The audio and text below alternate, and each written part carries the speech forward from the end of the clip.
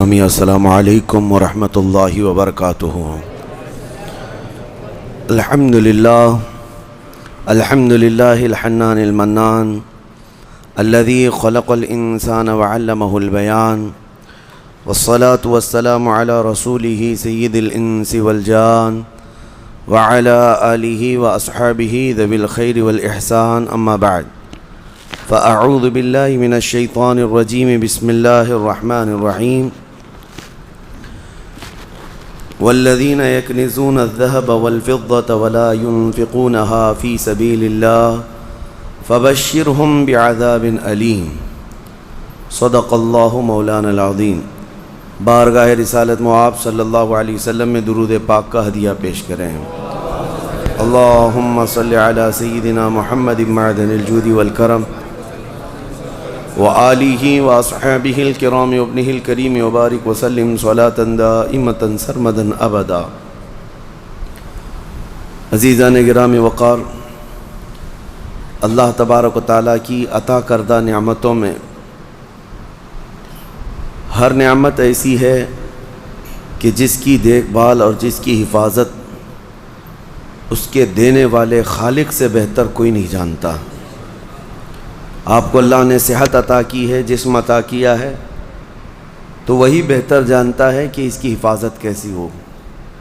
روح دیا ہے اللہ نے آپ کو، تو روح کی حفاظت بھی اللہ ہی بہتر جانتا ہے، بلکہ کائنات کی ہر شے کو پیدا کرنے والا وہی خلاق ہے، اور وہ حفاظت کے طریقے بھی ہمیں خود سکھاتا ہے اور بتاتا بھی ہے۔ روزہ ایک اعتبار سے جسم کی تمام فاسد اور تمام تر بری بیماریوں کو ختم کرنے کا ذریعہ بھی ہے۔ اسی طرح سے اللہ تعالیٰ نے جب آپ کو مال دیا ہے تو اس مال کی حفاظت کا بھی طریقہ اللہ نے بتایا کہ سال میں ایک مرتبہ تم اپنے مال کی زکوٰۃ نکال دو تو یہ مال کا میل نکل جائے گا۔ اس کو احادیث کریمہ میں بھی بیان کیا گیا ہے۔ آپ اگر دن بھر کام پہ رہتے ہیں تو 2 دن ہو جائے، 4 دن ہو جائے، 8 دن نہ ہو، 8 دن ہو جائے، اگر آپ نہاتے نہیں تو آپ کے بدن سے بدبو آنے لگ جائے گی اور لوگ قریب آنا چھوڑ دیں، اور یہ جسم کی بدبو بڑھتی چلی جائے گی۔ اس کے لیے آپ کو نہانا ضروری ہے۔ کوئی بھی آدمی ہو دنیا میں، وہ اپنے جسم کی صفائی کے لیے نہاتا ضرور ہے، کوئی 2 دن میں، کوئی روزانہ، کوئی 3 دن میں، لیکن نہاتا ہے۔ اسی طرح مال کو بہت دنوں تک اگر کوئی جمع کر کے رکھا ہے تو دنیاوی میل اس پر چڑھ جاتا ہے، اور اگر اس کو وہ نہیں پاک کیا تو اس مال کی بدبو اسے ڈس لیتی ہے، اور اس مال کی بدبو اسے بد اخلاق بنا دیتی ہے اور عیاش بنا دیتی ہے۔ جن لوگوں کے گھر میں زکوٰۃ کا 1 روپیہ بھی باقی رہا، گویا کہ ان کے مال میں پورا حرام پیسہ باقی رہا، اور حرام جب تک گھر کے اندر رہے گا اس کے خیالات بھی فاسد خیالات ہوں گے، اس کے اخلاق بھی گندے اخلاق کی طرح بڑھتے رہیں گے۔ میں آپ کو بتاؤں، کسی کے گھر کے سامنے سے آپ گزر رہے ہیں اور گھر کے اندر اگر کسی نے اگربتی جلائی ہے، بخور لگایا ہے، تو خوشبو باہر آ ہی جاتی ہے، گزرتے ہی پتہ چلتا ہے۔ لیکن اگر کسی کے گھر کا ٹوائلٹ ٹوٹ چکا اور اس کی غلاظت گھر کے اندر بہہ رہی ہے تو اس کی بدبو صرف گھر والے نہیں، باہر والے بھی سونگھنے لگ جائیں گے۔ اسی طرح سے حرام مال کسی کے گھر میں ہے تو اللہ کے فرشتے اس گھر کے آس پاس تک نہیں آتے ہیں۔ حرام مال جس کے گھر میں جمع کیا ہوا ہو وہ ایسی ہی بدبو دیتا ہے، اللہ کے فرشتے اس کے قریب نہیں آتے ہیں۔ اسی لیے میرے عزیزو، زکوٰۃ کا نظام لوگوں کو ایسا لگتا ہوگا کہ یہ صرف دان دینا ہے، جیسے دوسرے دھرموں میں ہے، دوسرے ادیان میں ہے، جسے دان جس کو کہتے ہیں کہ جس کو جتنا چاہے وہ دان دینا چاہیے، اور اس کے ہاں ان لوگوں کو بڑھا چڑھا کر کے بھی بیان کیا جاتا ہے۔ دان ایک خیرات ہو گئی، وہ نفل ہے۔ اسلام میں وہ دان دینے کا وہ تو ایک بہت بڑا الگ طبقہ ہے، یعنی خیرات کرنا، لیکن زکوٰۃ جو ہے یہ صرف خیرات نہیں، یہ فرض ہے۔ جیسے آپ کے لیے فرض یہ نماز فرض ہے، جمعہ آپ کے لیے فرض ہے، اسی طرح سے صاحب حیثیت کے لیے زکوٰۃ فرض ہے، اور اگر اس نے زکوٰۃ نہیں نکالا تو اس کے متعلق قرآن کیا کہتا ہے سنیں، والذین یکنزون الذهب والفضة ولا ينفقونها فی سبیل اللہ فبشرهم بعذاب علیم۔ محبوب، جو لوگ سونا اور چاندی کو جمع کر کے رکھ لیتے ہیں اور اللہ کی راہ میں اس کی زکوٰۃ نہیں دیتے یا خرچ نہیں کرتے، آپ ان کے لیے دردناک عذاب کی بشارت دے دیجئے۔ اللہ فرما رہا ہے اپنے محبوب سے، ان لوگوں کو دردناک عذاب کی بشارت دے دے۔ کیا ہوگا؟ یوم یحمى علیہا فی نار جہنم فتکوی بہا جباہہم وجنوبہم وظہورہم ھذا ما کنزتم لانفسکم فذوقوا ما کنتم تکنزون۔ اللہ فرماتا ہے جس دن آگ تپائی جائے گی، جہنم کی آگ تپائی جائے گی، بھڑکائی جائے گی، تو اس آگ کے ذریعے سے ان کی پیشانیوں کو داغا جائے گا، ان کے بازوؤں کو داغا جائے گا، ان کے پیچھے والے حصے کو داغا جائے گا اس گرم تپی ہوئی آگ سے، اور پھر اس سے کہا جائے گا ھذا ما کنزتم لانفسکم، یہ تو وہی ہے جو تو نے اپنے لیے خزانہ کر کے رکھا تھا، یہ وہی ساری چیزیں ہیں جو تو نے اپنے لیے سیف کر کے رکھا تھا، فذوقوا ما کنتم تکنزون، جو کچھ تم جمع کرتے تھے اب چکھو آج کے دن، آج اس کو چکھو، یہ کہا جائے گا، اس کو چکھایا جائے گا اور عذاب میں مبتلا رہے گا۔ یہاں تک کہ یہ تو قیامت کے دن کے عذابات کا ذکر ہے، اور قبر کے متعلق فرمایا گیا کہ اس کی میت قبر میں رکھ کر کے چلے جانے کے بعد سے لے کر قیامت قائم ہونے تک ایک خوفناک سانپ اس کے گلے میں پھندا ڈال کر قبر میں بیٹھا رہے گا، اور اس کی ناک کی ہڈی کو ڈستا ہوگا اور چوستا ہوگا۔ وہ قبر والا پریشان اس عذاب سے اس کو دور کرنے کی کوشش کرتا رہے، تو وہ سانپ کہتا ہے کہ تو مجھے کیوں الگ کرتا ہے، میں تیرا مال ہی تو ہوں جسے تو دنیا میں بہت زیادہ عزیز رکھتا تھا، میں تیرا سونا چاندی اور تیرا جمع کیا ہوا مال ہی تو ہوں، تو اب اس سے مجھ سے چھٹکارا اس وقت تک نہیں حاصل کر سکے گا جب تک اسرافیل علیہ السلام سور نہ پھونک دیں۔ میرے عزیزو، یہ جو وعیدیں آئی ہیں ان لوگوں کے لیے ہیں جنہوں نے اپنے مال کا حق اللہ کی راہ میں نہیں دیا۔ آپ دیکھیں اللہ کریم نے جو کچھ بھی دیا ہے آپ کو، یہ آپ کی اپنی محنت نہیں، جو اگر یہ سمجھتا ہو میں نے اپنے خون پسینے کی محنت سے یہ سب کمایا ہے، یہ خام خیالی ہے میرے عزیز۔ اللہ تبارک و تعالیٰ اگر نہ دینا چاہے، تمہاری ناک زمین پر گھس جاتی، وہ ایک سکہ بھی تجھے نہ ملتا۔ رب تعالیٰ کی یہ عنایتیں ہیں جو تمہیں مال دیا، لیکن جس نے دیا کیا تم سے اس نے پورے آدھے مال کا تقاضا کیا؟ رب تبارک و تعالیٰ نے یہ فرمایا کہ تم کو اگر 1,00,000 روپے کی قیمت کی کوئی چیز آج دنیا میں دی گئی تو 50,000 اللہ کی راہ میں دے دینا، یا 1/4 25,000 دے دینا، 1 پاؤ حصہ دے دینا۔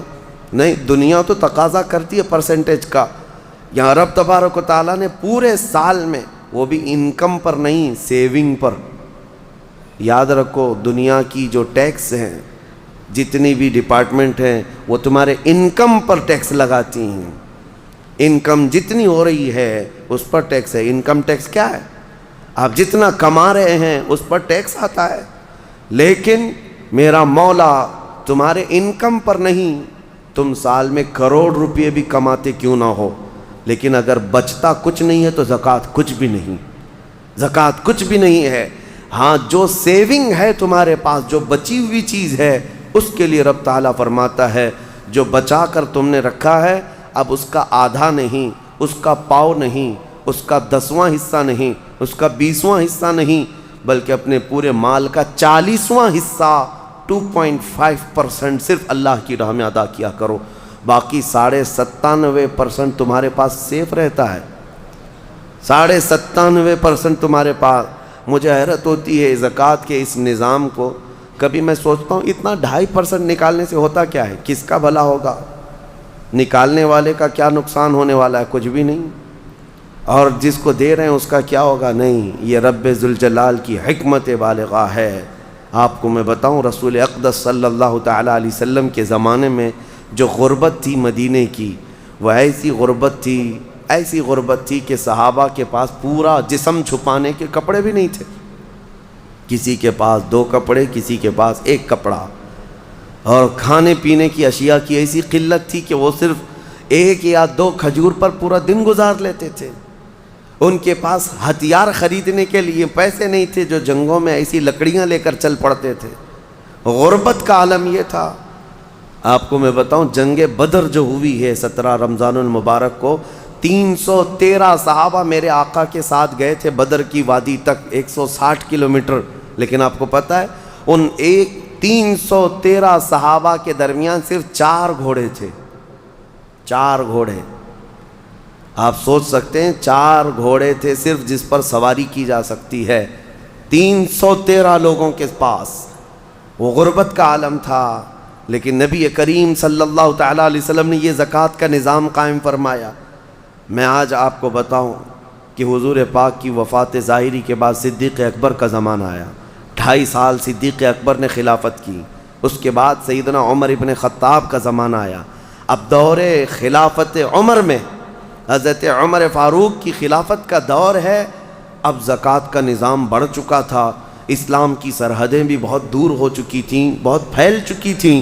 یمن کے گورنر سیدنا معاذ ابن جبل رضی اللہ تعالیٰ عنہ صحابی رسول ہیں، وہاں کی زکوٰۃ کلیکٹ کرتے ہیں اور وہ زکوٰۃ مدینہ بھیجتے ہیں حضرت عمر کے پاس خط لکھ کر کے، امیر المومنین یمن کے غنی حضرات کی یہ زکوٰۃ ہے، فقراء مدینہ میں اس کو تقسیم کر دیا جائے. جب مال مدینے پہنچا سیدنا عمر فاروق رضی اللہ تعالیٰ عنہ نے لیا، مدینے میں اعلان کیا کہ یمن سے زکوٰۃ آئی ہے، جو مستحقین ہیں وہ آ جائیں. 3 دن تک مسلسل اعلان ہوتا رہا. مدینے میں ایک آدمی بھی زکوٰۃ لینے والا رہا ہی نہیں. ہر ایک اتنا کیپیبل ہو چکا تھا کہ زکوٰۃ دینے والے تھے، مدینے میں لینے والا کوئی تھا ہی نہیں. یہ اتنا جلدی کیسے ریولیشن آیا؟ اس غریبی سے کیسے لوگ اس منزل تک پہنچے؟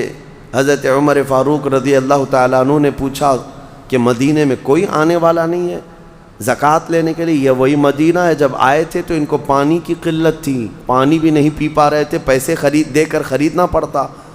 تو پھر حضرت عمر نے خط لکھ کر کے واپس بھیجا حضرت معاذ بن جبل کو کہ مدینے میں کوئی بھی اب زکوٰۃ کا مستحق نہیں رہ گیا، لہٰذا یمن کے فقیروں میں ہی اس کو تقسیم کر دو. حضرت معاذ بن جبل کے پاس یہ مال دوبارہ گیا اور انہوں نے دوبارہ پھر خط لکھ کر کے بھیجا کہ حضور پورے یمن میں بھی کوئی فقیر نہیں رہ گیا. یہ نظام مصطفیٰ ہے، یہ نظام مصطفیٰ ہے. تم سمجھتے ہو 2.5% سے کچھ نہیں ہوتا؟ بہت بڑا ریولیشن آتا ہے، بہت بڑا انقلاب آتا ہے، کیونکہ یہ حکم اللہ کا ہے. اور جب یہ صحیح جگہ پر پہنچے گی تو رب ذوالجلال وہ اس کی شان قدرت ہے کہ اس کس غریب کو اٹھا کر غنی بنا دے. میرے عزیزو، آج کئی نظام درہم برہم ہے. ہماری زکوٰۃ کا نظام بھی درہم برہم ہے. بعض لوگ تو زکوٰۃ کو چاہتے ہی نہیں کہ نکالیں، نعوذ باللہ، وہ عذاب الہی کے شکار ہوں گے. وہ چاہے 1 روپیہ بھی بچا کر کے جائیں تو پھر ان کے اوپر یہ قرضہ چڑھا ہی رہے گا مرنے تک. اور موت کے وقت جو اس کے لیے سختیاں ہیں یہ مال کی وجہ سے، اللہ بچائے. کچھ کا تو زکوٰۃ پر ایسا معاملہ ہے کہ وہ دینا نہیں چاہتے، اور کچھ ایسے ہیں جو دے تو لیتے ہیں لیکن کہاں دینا ہے یہ نہیں معلوم. اس کی وجہ سے یہ نظام ایسا ہو گیا، مستحقین تک زکوٰۃ پہنچتی نہیں، اور کسی جگہ زکوٰۃ جا کر کے جام ہو جاتی ہے. کسی جگہ زکوٰۃ ایک ہی جگہ جا رہی ہے اور وہاں سیف ہوتی گئی، اور جو مستحق تھا وہ مستحق ہی رہ گیا. اصل مسئلہ جو ہمارے بیت المال کا تھا وہ نظام ہی نہیں ہے. پہلے بیت المال ہوا کرتا، امیر المومنین جو ہوتے وہ سب کی زکوٰۃ کلیکٹ کر کے بیت المال میں جمع کرتے، اور پھر جتنے بھی فقراء ہوتے تھے ان کا رجسٹر ہوتا تھا کہ کون کون مستحق ہے، اور ان کو سال بھر فوکس کر کے بیت المال سے دیا جاتا. اگلے سال تک وہ فقیروں کا نام رجسٹر میں ہوتا ہی نہیں تھا، کیونکہ ان کو اتنا دیا جا چکا ہوتا کہ وہ اپنا کاروبار کر رہے ہوتے، اپنی تجارت لگا چکے ہوتے، اور دوسرے سال وہ خود اپنی زکوٰۃ لے کر کے بیت المال میں آتے تھے. یہ نظام تھا. بہرحال عزیزان گرامی وقار، جتنا بھی ہمارے پاس اب بچا ہے نظام، اس میں اللہ رب العزت کے حضور جانے سے پہلے اپنے مال کو اس کی راہ میں اس کے حکم کے مطابق ادا کر دو، ورنہ جو عذاب الہی قارون کو آیا تھا، آپ کو پتہ ہوگا قارون دنیا کا سب سے بڑا مالدار آدمی، اللہ تعالیٰ نے اس کو بے حساب دولت دی تھی۔ اسی سے سوچو آپ کہ اس کے خزانے اتنے تھے کہ خزانوں کی چابیاں 70 اونٹوں پر لاد کر لی جاتی تھیں، خالی چابیاں رکھنے کے لیے 70 اونٹ لگ جاتے تھے، تو پھر خزانے کتنے رہے ہوں گے؟ بے حساب اللہ نے اسے مالک بنایا تھا دنیا کا۔ لیکن جب زکوٰۃ کا حکم آیا حضرت موسیٰ علیہ السلام تو اس نے آنا کانی شروع کی کہ ایسا اتنا مال چلا جائے گا، اتنے خزانے تو زکوٰۃ میں جا رہے۔ موسیٰ علیہ السلام نے اس کے لیے رعایت کی درخواست کی، تو رب تعالیٰ نے کتنی رعایت کی پتہ ہے؟ کہ قارون کے لیے زکوٰۃ اتنی کہ وہ 1000 میں 1 روپیہ دے، 1000 میں 1 روپیہ دے۔ آج آپ 100 میں 2.5 روپیہ دیتے ہیں، اور اتنے بڑے مالدار کو، کیونکہ رب تعالیٰ بہتر جانتا تھا، جب اس نے اس کا بھی کیلکولیشن کیا تو کئی خزانے زکوٰۃ میں نکل رہے تھے۔ اب اس کا دل نہیں مانا کہ اتنے میں خزانے کسی کو مفت میں یوں ہی دے دوں۔ مال ایک ایسی چیز ہے جب کسی کے دل پر یہ غلبہ کر جاتی ہے تو اپنے باپ کو بھی نہیں تسلیم کرتا، نہ اپنے بیٹے کو تسلیم کرتا۔ اسی لیے میرے آقا صلی اللہ علیہ وسلم نے فرمایا مال کے طلبگار کتے کی طرح ہیں۔ کتا جو ہے مردہ کھانے کے لیے جاتا ہے، پورا بیل کھا تو نہیں سکتا لیکن دوسرے کتے کو برداشت بھی نہیں کر پاتا، کھاتا تو نہیں ہے پورا، لیکن کوئی دوسرا کتا آئے تو بھونکنے لگے گا، دانت نکالے گا، اس کو چیخ مارے گا۔ یہ حدیث پاک میں مثال اللہ کے حبیب نے فرمائی ہے کہ دنیا کا طلبدار کتے کی طرح ہے، اور دنیا مردار ہے۔ اس مردار کو کھانے کے لیے جتنے جھپٹ پڑے ہیں وہ اپنے سگے بھائیوں کو بھی اپنے کاروبار میں برداشت نہیں کر پاتے، شریک اس کو پارٹنر برداشت نہیں کر پاتے۔ میں یہ عرض کر رہا تھا قارون کے متعلق، اس نے موسیٰ علیہ السلام پر زنا کی تہمت لگانے کا ارادہ کر لیا کہ میں ان کو ڈیمیج کر دوں گا تاکہ پوری قوم میں ان کی امیج گر جائے، ختم ہو جائے۔ لیکن موسیٰ علیہ السلام پر وہ تہمت لگا نہ سکا۔ جس عورت کو اس نے پیسے دے کر خریدا تھا وہ عورت بول پڑی کہ مجھے قارون نے اتنے پیسے دیے موسیٰ پر تہمت لگانے کے لیے۔ حضرت موسیٰ علیہ السلام کو جلال آیا، آپ نے صرف اتنا حکم کیا کہ اے زمین قارون کو نگل جا۔ زمین پھٹ گئی، قارون اندر جانے لگا۔ عذاب کو اپنی آنکھوں سے دیکھنے کے بعد بھی مال کا جو حریص ہوتا ہے، لالچی ہوتا ہے، اس کی طلب کیا رہ جاتی ہے پتہ ہے؟ اس وقت جب زمین اسے نگل رہی ہے وہ موسیٰ علیہ السلام سے یوں کہتا ہے، اے موسیٰ تم مجھے دھسا کر میرے خزانوں پر قبضہ کرنا چاہتے ہو، میرے مال پر تم قابض ہونا چاہتے ہو؟ موسیٰ علیہ السلام نے کہا اے زمین رک جا، ٹھہر جا۔ وہ جتنا دھسا تھا وہیں رکا۔ پھر آپ نے حکم فرمایا زمین اس کے پورے خزانوں کو نگل جا۔ زمین پھٹ گئی اور ایسے اس کے خزانے ریت بن گئے، پورے دھس گئے۔ آج بھی وہ مصر میں بحیرہ قارون نام سے فیوم کی ایک جگہ میں موجود ہے، ایک سمندر کی طرح دکھتا ہے جس پر پورا پانی ہے آج، جہاں اس کے خزانے غرق کر دیے گئے تھے۔ اور اس کے بعد پھر موسیٰ علیہ السلام نے حکم دیا زمین اس کو بھی نگل جا۔ وہ ہمیشہ کے لیے زمین بوس ہو گیا، ختم ہو گیا۔ اور اس کا ذکر قرآن پاک میں بھی اللہ تعالیٰ نے فرمایا وَآتَيْنَاهُ مِنَ الْكُنُوزِ، ہم نے اس کو خزانے دیے تھے، لیکن اللہ کی راہ میں جب دینے کی بات آئی تو پھر دل پسیج گیا، اور دل کے اندر نہ جانے کیسے کیسے خیالات آئے کہ میں نہیں دوں گا۔ آج جس کو مال کی محبت غالب ہو گئی اس کا حشر قارون کے ساتھ ہوگا قیامت کے دن، وہ قارون کے ساتھ اٹھایا جائے گا۔ میرے عزیزو، مال دینے سے کبھی کم نہیں ہوتا۔ میں آپ کو بتاؤں 1400 سال کے بعد بھی آج بھی مدینہ طیبہ میں حضرت عثمان غنی کا اکاؤنٹ چل رہا ہے، پتہ ہے آپ کو؟ ان کے نام کی آج بھی ہوٹل ہے، وقف عثمان بن عفان، ان کا خریدا ہوا کنواں آج بھی موجود ہے مدینے میں۔ ان کے پیسے ابھی ختم نہیں ہوئے، ان کے پیسوں سے میونسپلٹی کا خرچہ آج بھی نکالا جاتا ہے مدینے کا۔ 14 صدیاں گزر گئی لیکن مال ابھی تک ختم نہیں ہوا عثمان ابن عفان رضی اللہ تعالیٰ عنہ کا۔ سنا ہے کہ ان کا کھاتا بھی چلتا ہے اور اس کو ہمیشہ ترقی دی جاتی رہتی ہے۔ میں یہ پوچھنا چاہتا ہوں میرے عزیزو، اللہ کی راہ میں دینے والے وہ عثمان ابن عفان جن کے لیے میرے آقا صلی اللہ علیہ وسلم نے دعا کی تھی، جب جیش العسرہ جنگ تبوک میں جا رہے تھے، نبی پاک صلی اللہ تعالیٰ علیہ وسلم نے اعلان فرمایا کوئی ہے جو اللہ کی راہ میں اپنا مال خرچ کرے؟ حضرت عثمان غنی رضی اللہ تعالیٰ عنہ نے اعلان کیا 1000 اونٹ میری جانب سے اور اتنا ہی ساز و سامان۔ پھر دوسری بار حضور پاک صلی اللہ علیہ وسلم نے اعلان فرمایا اور کوئی ہے؟ حضرت عثمان غنی دوبارہ اٹھتے ہیں اور کہتے ہیں 1000 اونٹ میری جانب سے اور اتنا ہی ساز و سامان۔ تیسری بار میرے آقا صلی اللہ علیہ وسلم نے پھر اعلان کیا کوئی اور اللہ کی راہ میں وقف کرے گا؟ حضرت عثمان غنی پھر اٹھتے ہیں اور کہتے ہیں 1000 اونٹ اور میری جانب سے۔ ایک محفل میں 3000 اونٹ ساز و سامان کے وقف کرنا، اور اس کے بعد میرے آقا نے فرمایا اب عثمان کو جنت میں جانے سے کوئی چیز روک ہی نہیں سکتی، جنت واجب کر لیا انہوں نے اپنے اوپر۔ میں کیلکولیشن کے اعتبار سے آپ کو ایک تخمینہ اندازاً بتاؤں، اس زمانے میں جو حضرت عثمان غنی نے ایک محفل میں وقف کیا تھا حضور پاک کے ایک فرمان پر، ایک محفل میں جو دیا تھا، آج کے حساب سے جب اس کو ٹیلی کیا جائے اور کیلکولیٹ کر کے اس کی آج کی قیمت لگائی جائے تو تقریباً 116 کروڑ روپے کی قیمت ہوتی ہے۔ 1 ارب 16 کروڑ آج کے دور کے اعتبار سے۔ وہ اونٹ، وہ ساز و سامان، وہ ساری چیزیں، ہے کوئی جو فرمان مصطفیٰ پر 120 کروڑ اپنا یوں ہی لگا دے اللہ اور اس کے رسول کے نام پر؟ اب یہاں سے یہ بھی اندازہ ہوتا ہے کہ اللہ تعالیٰ نے ان کو اس زمانے میں کتنا مال دیا تھا، لیکن کبھی انہوں نے اللہ کی راہ میں خرچ کرنے کے لیے بخالت سے کام کبھی نہیں لیا، کبھی کوئی کنجوسی نہیں، کبھی کوئی مال پر بیٹھ جانا سانپ کی طرح، کوئی ایک جگہ بھی ہمیں نہیں دکھا سکتا۔ حتیٰ کہ ایک تجارت انہوں نے جو کی تھی، اللہ اکبر، وہ ایسی تجارت کہ مدینے میں جو ہے یہودی بڑے پیسے والے تھے۔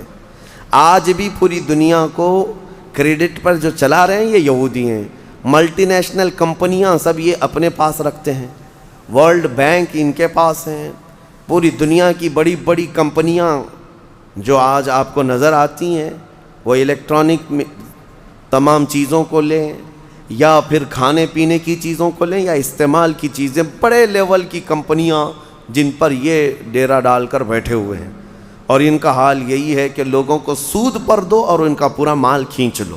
اب ہر چیز پر کریڈٹ ہے نا، آپ کو تو کوئی چھوٹا سا سامان بھی لینا ہے تو آپ کو ادھار دے دیا جائے گا اور اس کے بدلے آپ کو سود لے لیا جائے گا۔ یہودیوں کے یہ فطرت میں برسوں سے ہے، آج سے نہیں، پوری دنیا کو یہ نوٹ پر لا کر کھڑا کی ہیں۔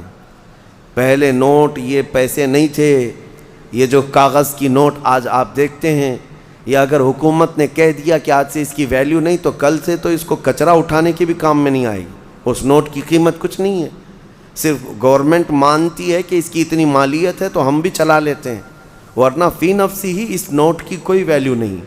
پہلے جو سکے ہوتے تھے وہ سونے اور چاندی کے ہوا کرتے، حکومت آئے جائے لیکن سونے کی اپنی قیمت تو ہوتی تھی، کوئی حکومت چلی بھی جائے سونے کے سکے آپ کے پاس ہیں، چاندی کے سکے آپ کے پاس ہیں، بس اس کا نقشہ ہی تو مٹانا ہے، میلٹ کر کے دوسرا بنا لیتے ہیں۔ لیکن انہوں نے پوری دنیا سے یہ درہم و دینار کو ختم کیا اور نوٹ پہ لا کر کھڑا کیا۔ اس کی وجہ یہی تھی کہ نوٹوں کے ذریعے سے ان کو اتنا مالدار بنایا جائے۔ اچانک ایک دن جیسے یہاں اعلان ہوا تھا، کہہ دیا جائے کہ نوٹوں کی کوئی ویلیو نہیں ہے، سب کے سب فقیر ہو جائیں گے، سب کے سب فقیر، کسی کے پاس کچھ نہ رہے۔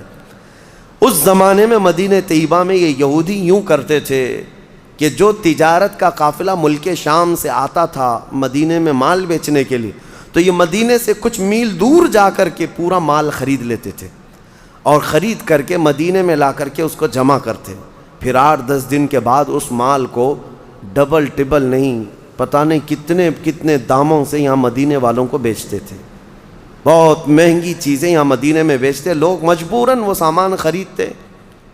ایسے حالات تھے۔ ایک بار ہوا یہ کہ حضرت عثمان غنی کو جب یہ چیزیں ان کی حالتیں معلوم تھیں تو قافلہ ملک شام سے تجارت کا آ رہا تھا، ابھی بہت دور تھا، حضرت عثمان غنی نے جا کر پورا قافلہ خرید لیا، پورا مال خرید لیا، اور خرید کر کے جب مدینے آئے یہودیوں کو پتہ چلا کہ ہم تو لیٹ ہو گئے ہیں، اب پھر سب کے سب دوڑے دوڑے آئے حضرت عثمان غنی کے پاس. دیکھو تمہارا تو یہ کام ہے نہیں, ہم برسوں سے یہ کام کر رہے ہیں, تم اپنا یہ مال بیچ دو. حضرت عثمان غنی نے کہا میں نے خریدا ہے, اب میں بیچوں گا, میں تجارت کے لیے لیا ہوں. کہا ٹھیک ہے تجارت, تم نفع کما لینا, کتنے میں لیے تھے اس کا ڈبل ہم سے لے لو, جتنے میں لیے تھے اس کا ڈبل ہم سے لے لو. یعنی اگر تم نے 1 لاکھ کی یہ پوری مالیت کا قافلہ خریدا ہے تو ہم سے 2 لاکھ لے لو. حضرت عثمان غنی نے کہا کہ میں اتنے کم نفع میں نہیں بیچوں گا اپنا مال. تو پھر وہ بحث و مباحثے کے بعد بڑھاتے ہیں, اچھا 2 گنا لے لو, 1 لاکھ روپے کی قیمت کا ہے تو ہم سے 3 لاکھ روپے لے لو, 2 نہیں 3 لاکھ روپے لے لو. حضرت عثمان غنی نے کہا نہیں میں اتنے کم نفع میں نہیں بیچوں گا. پھر بحث ہوتی رہی, 3 گنا پر آئے.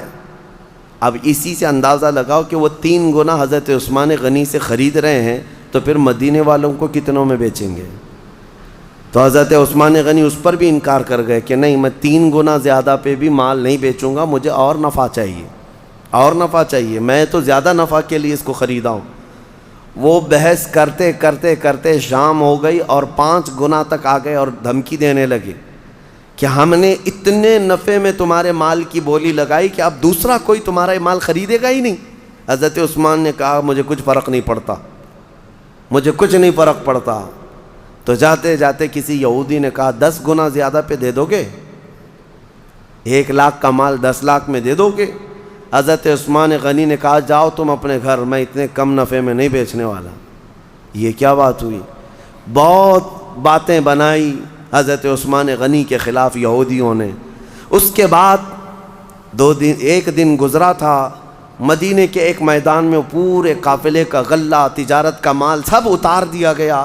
حضرت عثمان غنی رضی اللہ تعالیٰ عنہ مدینے میں آئے اور عام اعلان کیا جس کو جس مال کی ضرورت ہے وہ اس میدان میں آئے اور مفت میں لے کر چلا جائے, جس کی جو ضرورت ہے. حضرت عثمان غنی کے اس اعلان پر غربائے مدینہ, فقرائے مدینہ ٹوٹ پڑے. جن کو جس غلے کے اناج کی ضرورت تھی وہ بھر بھر کر لے کر چلے گئے. شام ہوئی تو یہودی آئے اور پوچھنے لگے عثمان یہ کیا کیا تم نے, یہ کیا کیا تم نے؟ ہم 10 گنا زیادہ پر مال خریدنا چاہتے تھے اور تم نے اونے پونے پتہ نہیں مفت میں کیوں بانٹ دیا. حضرت عثمان نے کہا میں نہیں کہتا تھا کہ میں زیادہ نفع چاہتا تھا, تم اتنا نفع نہیں دے سکے. کہا تم تو مفت میں دیے. کہا کس نے کہا؟ جھوٹ بات ہے, میں نے مفت میں دیا, میں نے اللہ کے ہاتھ 70 گنا زیادہ فائدے میں بیچا ہے, 70 گنا فائدے میں نے بیچا ہے اپنا مال, اور وہ بھی میرا خریدار خلاق کائنات رب العالمین ہے جو وعدہ خلافی نہیں کرتا. یہ عثمان غنی کا یقین اور توکل تھا اپنے رب کی ذات پر, کیونکہ قرآن میں اللہ نے فرمایا مثل الذین ينفقون اموالهم فی سبیل اللہ کمثل حبۃ انبتت 7 سنابل فی کل سنبلۃ 100 حبہ. انہی کی شان میں یہ آیتیں نازل ہوئی تھیں, حضرت عثمان کی شان میں یہ آیتیں نازل ہوئی. اللہ فرماتا ان لوگوں کی مثال جو اللہ کی راہ میں دیتے ہیں ایسے ہی ہے جیسے کسی نے پھلیوں کی ایک بیج بوئی زمین پر. پھلی جانتے ہیں جس میں لمبی لمبی پھلیاں ہوتی ہیں. اللہ تعالیٰ فرماتا ہے پھلیوں کا بیج کسی نے بویا اور پھر جب وہ پودا اگ آیا تو اس پودے میں 70 بالیاں نکلیں, 70 پھلیاں نکلیں, اور ہر پھلی میں 100 بیج, ہر پھلی میں 100 بیج. ایک بیج ڈالا تھا, 70 پھلیاں نکلیں اور ہر پھلی میں 100 بیج. اللہ فرماتا ہے کہ اس کا مطلب یہ ہوا کہ ایک بیج ڈالا تو 70 پھلیاں نہیں آئیں بلکہ 700, اور اللہ تبارک و تعالیٰ فرماتا ہے اس سے بھی زیادہ رب تبارک و تعالیٰ دینے پر قادر ہے. 700 نہیں, 7000, 70,000, اس سے بھی زیادہ دینے پر رب ذوالجلال قادر ہے. عزیزان گرامی وقار, ہم نے اس نظام کو یوں سمجھ لیا ہے کہ ایک فیشن ہے, برسوں سے چلا آ رہا ہے. کچھ لوگ جو ہے کچھ ٹاول بانٹ دیے, کسی کو لنگیاں بانٹ دیے, کسی کو ٹوپیاں بانٹ دی اور سمجھتے زکوٰۃ ہو گئی, زکوٰۃ ہو گئی. اور کچھ عورتوں کو کپڑے بانٹ دیے, کچھ جگہ پر جو ہے کسی کو افطار کٹ دے دیا, یہ زکوٰۃ ہو گئی. کچھ چیزوں کا دکھاوا کر لینے سے زکوٰۃ نہیں ہوتی. زکوٰۃ کا مال پورا کا پورا حساب کرو, حساب کے ساتھ نکالو اور مستحق تک پہنچاؤ. یا اگر کسی کو وکیل بناتے ہو اپنی زکوٰۃ کا تو پھر اس وکیل کے ذریعے سے مستحق تک اس مال کو پہنچاؤ۔ آپ کو میں ایک بات بتا دوں، رب ذوالجلال تمہیں دنیا میں بھی کبھی شرمندہ ہونے نہیں دے گا، اور آخرت میں بھی۔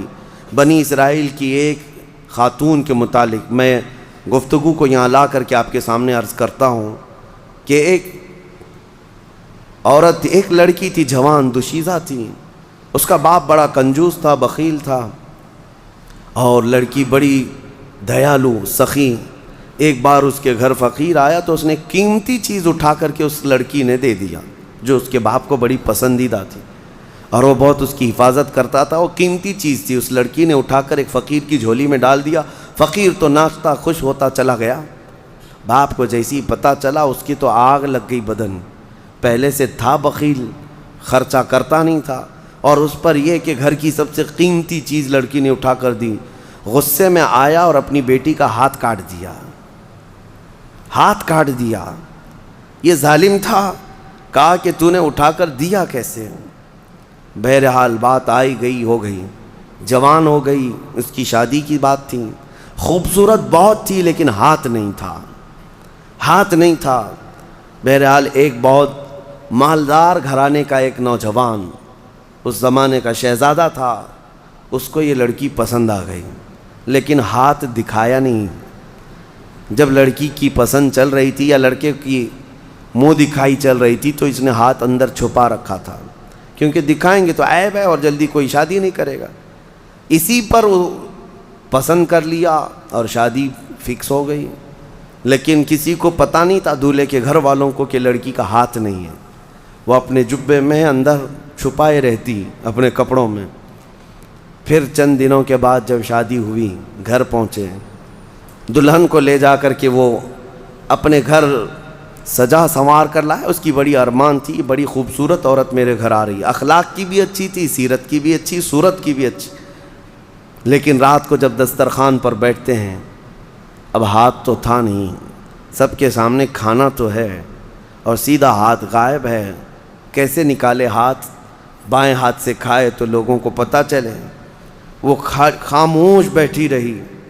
اب اسے اندازہ ہونے لگا کہ میرا یہ عیب کھل جائے گا، میں کب تک اس کو چھپا کر کے رکھوں گی؟ کب تک؟ میرے گھر کی ماں اور میرے گھر کی عورتوں کے کہنے پر اب تک چھپا ہی رہی، لیکن اب کب تک چھپاؤں؟ اس کی آنکھوں میں آنسو آ گئے۔ پھر اس کے بعد لوگوں کا اصرار بڑھتا گیا کہ چلو کھاؤ، کھانا تو شروع کرو۔ اس کے دولہا، اس کے شوہر جو نئے نئے ابھی شادی والا تھا، اس نے کہا کہ میری رفیق حیات، ہاتھ نکالو اور کھانا شروع کرو، ہاتھ نکالو۔ ہاتھ نکالنے کو تیار نہیں۔ ہاتھ نکالے تو کیسے؟ ٹوٹا ہوا ہاتھ ہے، میری شادی ٹوٹ جائے گی۔ وہ رو رہی تھی۔ اچانک غیب سے آواز آئی کہ اے میری بندی، تو ہاتھ نکال، تیرا ہاتھ سلامت ہے۔ اس نے جب ہاتھ نکالا تو اس کا ہاتھ پورا کا پورا سلامت تھا، اور اس نے دسترخوان سے کھانا اٹھایا اور کھانے لگی۔ حیرت میں وہ رو پڑی، سجدے میں گر پڑی۔ اس وقت جو اللہ کے نبی تھے ان کے پاس گئی اور ماجرا بیان کیا۔ اللہ کے نبی نے کہا کہ رب تعالیٰ یہ فرماتا ہے، ہم اس ہاتھ کو کبھی شرمندہ اور ذلیل ہونے نہیں دیتے جو ہمارے راہ میں اٹھا کرتا ہے، جو ہمارے راستے میں اٹھا کرتا ہے، اس ہاتھ کو ہم ذلیل ہونے نہیں دیتے۔ اللہ ہم سب کو وہ ہاتھ عطا فرمائے جو رب ذوالجلال کے راستے میں اٹھا کرے۔ آج بہت سارے لوگ تمہارے انتظار میں ہیں، اللہ نے اگر کچھ دیا ہے تو ان غریبوں کے حلق تر کرو جن کے ہاں آج کوئی چیز نہیں پہنچ پاتی۔ میرے عزیزوں، پیشہ ور فقیروں کو بانٹنے کی میں بات نہیں کر رہا، آج بہت سارے ایسے لوگ ہیں جن کے ہاں افطار بھی نہیں ہے۔ ہم نے سنا اور ہماری طرف سے جو ہو سکتا ہے، ترکی میں، شام میں، یمن میں جو لوگ خدمات کر رہے ہیں، اللہ ان کو سدا سلامت رکھے۔ لیکن کئی گھر ایسے ہیں جو پانی پہ سحری کر رہے ہیں اور پانی پہ افطاری کر رہے ہیں، اس کے علاوہ ان کے پاس کوئی چیز نہیں، کوئی چیز نہیں۔ بہت ساری ایسی خبریں آتی ہیں۔ عرب دوست جو ہمارے وہاں بیٹھے ہیں وہ کہتے ہیں بچے اتنے مجبور ہو جاتے ہیں کہ رات کے وقت گھاس نکال کر کے کھا لیتے ہیں اپنے پیٹ کو۔ یہ ظالموں نے اتنی بمباریاں کی ہیں، سپر پاور طاقتیں ان کے منہ سے لقمے تک چھین چکے ہیں، لیکن آپ کو پتہ ہے جو سونے کے ٹوائلٹ بنانے والی یا عربوں کی عیاشیاں ایک لقمہ ان غریبوں تک نہیں پہنچا پاتے ہیں۔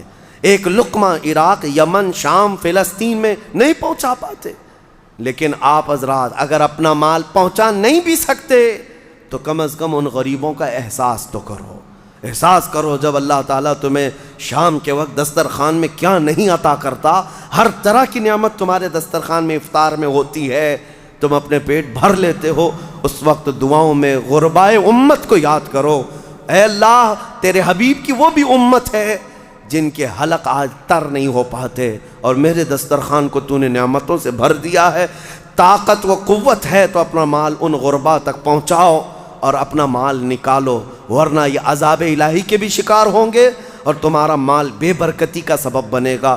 چند دنوں کے بعد یہ مال ایسا ختم ہو جائے گا تمہیں پتہ ہی نہیں۔